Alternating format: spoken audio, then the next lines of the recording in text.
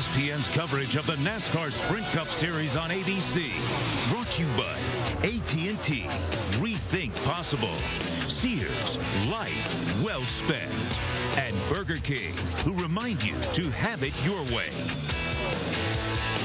6 position changes in the top 12 in the chase for the championship and the race to the chase. And you can see that 2 drivers are now in. Kevin Harvick clinched last week. Jeff Gordon clinches this week. And look at the bubble, because Jamie McMurray has now moved ahead of Mark Martin. But a big night for Clint Bowyer. His 4th place finish now gives him a 100-point cushion with 2 races remaining. Well, let's check in with Jamie McMurray. He is with Vince Welch. What a great night for Jamie McMurray tonight. And tell you what, this team gave you one heck of a race car this evening. And I know you had a couple of issues in the pits, but ultimately, what kept you from getting Kyle there at the end and getting past Rudeman as well? You know, we put the last set of tires on, and we did it under green, and the front tires just felt flat the whole time. I had lots of grip. Balance just got real tight, but it was a really good night for our Bass Pro Shop Chevy. We had Johnny Morris and his boy here and some friends, and they've been at every race we've won this year, and I knew we had a really good car when happy hour was over. And when I saw Johnny here, I was like, got a good car, and I said, you've been good luck, so you never know. And honestly, at one point there, I really thought we were going to have the car to beat, and at the end, we just didn't have the speed we needed. 13th in points. I know you're still 100 away from that 12th spot. Can you do it in 2 races? I don't know. Everybody worries about points, and every time I do, we struggle. So I appreciate you telling me how far I'm out, but it's really irrelevant. We've had a great season, and 2 races, a lot can happen. And fortunately, there's only one guy you got to beat now. When you've got 4 or 5 in between you, it makes it a lot harder. But that's cool. Cars are fast right now. He won the Daytona 500. He won the Brickyard 400, and he had a real good car tonight here at Bristol. Jamie McMurray.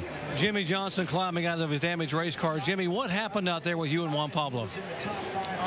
You know, it was a restart, so everybody's running hard, and we came down the back, and I've got to look at the video, but I thought I left him enough room on the outside lane there, and we're on the straightaway for a little bit, and then all of a sudden I got hooked with force. You know, it's not like we bumped and banged and I squeezed him. I thought we were on the straightaway and everything was fine, and then around I went. So, and I don't think it was something intentional. I don't think he was trying to dump me, but I just have to look at things and see. I really felt like I left him in the room.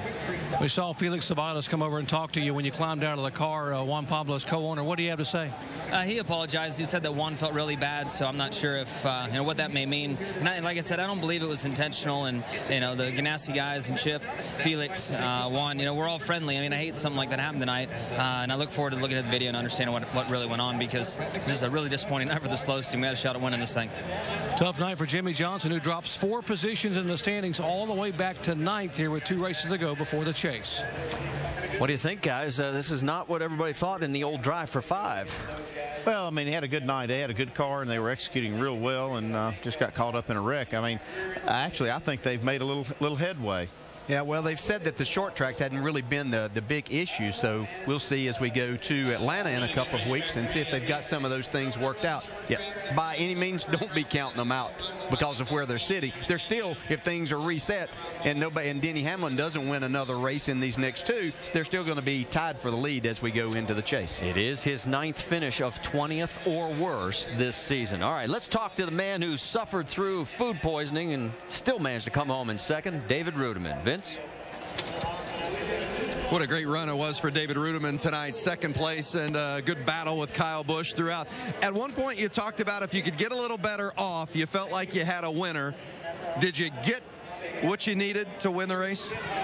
Well, Rodney Childers and the guys gave me exactly what I asked for with Aaron's Dream Machine. Unfortunately, the stuff we did to help the exit hurt the center of the corner, and so just couldn't quite get it back to, you know, just rotating the center is good.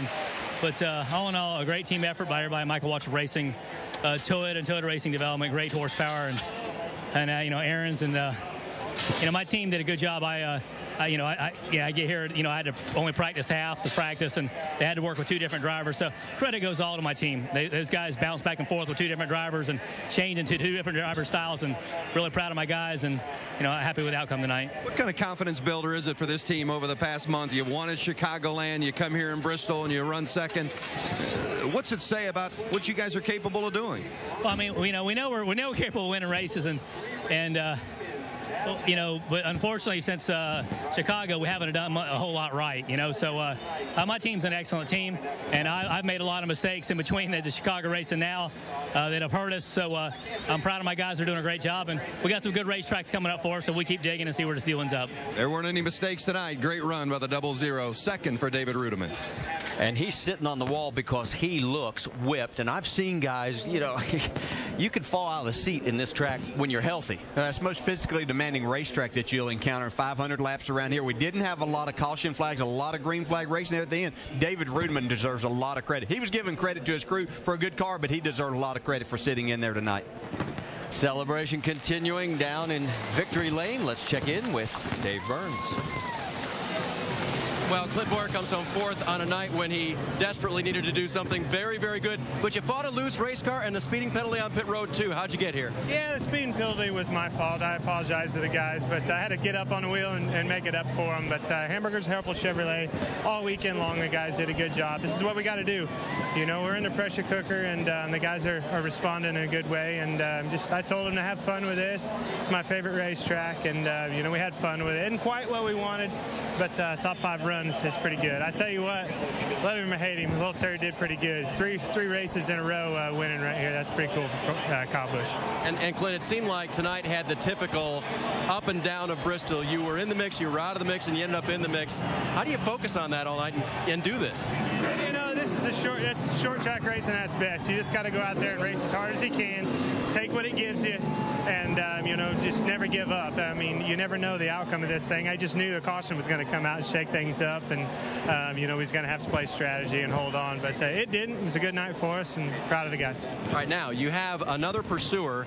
Jamie McMurray is now the 13th place guy, but he's 100 points back with 2 to go. How do you assess it? Well, again, our cars are running well. 100 points is a lot. It's a lot more than 35. He did a good job tonight. He drove a good race. His car was good, and I expect they will be. But Mark Martin and Ryan Newman aren't out of this thing either. So we just got to keep digging, doing what we're doing, and they ain't going to catch us. Great night for Clint.